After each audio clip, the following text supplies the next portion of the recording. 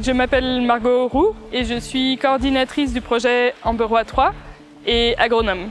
Pour moi, les grandes réussites, les grands accomplissements sur le projet Amberois 3 cette année, donc la première année, ça a été premièrement de monter une équipe avec des gens qui sont tous autant passionnés par l'agroécologie et aussi de monter la ferme, c'est-à-dire de concevoir, préparer le design et commencer à vraiment démarrer la ferme et préparer les différentes zones. Pour moi, c'est important que l'agriculture permette de développer la production de fruits et légumes sans produits chimiques.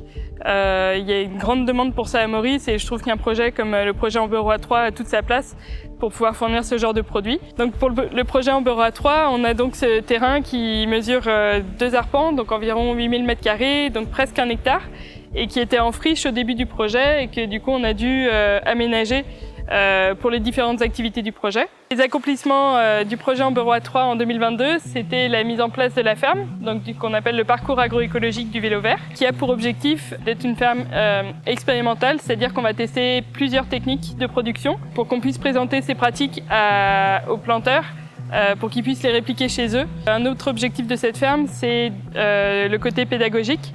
Donc on va accueillir des visiteurs et des formations sur cette ferme.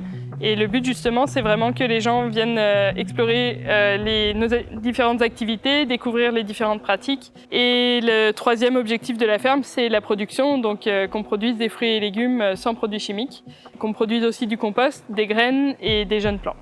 Sur la ferme, on a donc différentes zones.